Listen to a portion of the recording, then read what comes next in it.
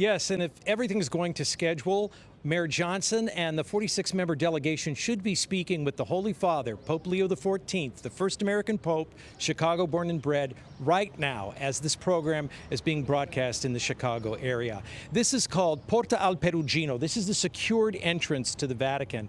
And this is where about 15 vans arrived this morning with the Chicago delegation.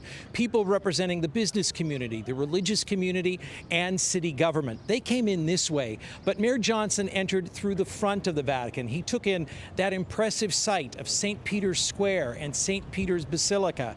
And then he entered inside the Vatican where he was reunited with the Chicago delegation. He's first up with the Holy Father. He's scheduled to have a private one-to-one audience with Pope Leo XIV.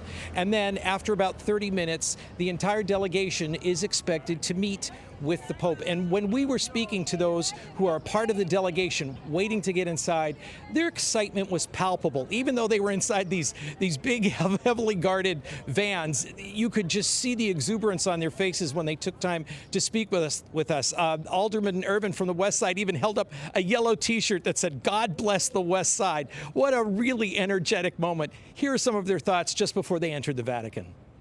The very best of Chicago is going to be showcased right here in the Eternal City. So important that people of faith come to meet the Pope and to build community with moral leaders thinking about the global issues facing our world and that show up in our city, and to be in solidarity with one another. My very first international trip was in 1983 with my father when he came here to meet John Paul. And I've been to Rome since, but I haven't been since his passing. It's been very emotional, but you know, he came to meet John Paul to talk about the crisis in Haiti and the crisis in Cuba. Those two crises still exist, so I hope that at some point on our agenda for today to talk about what the Pope can do.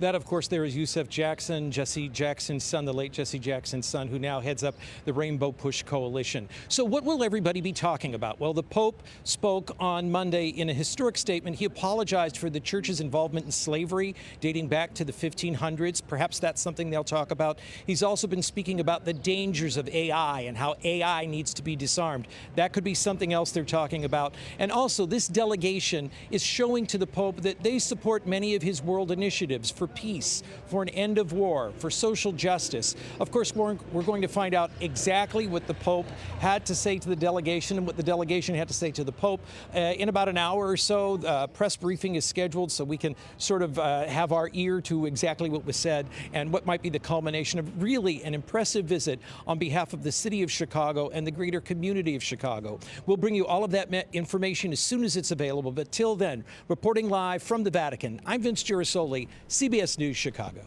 Vince, so looking forward to your reports later on today. Always good to have you with us here on the show. Thanks so much.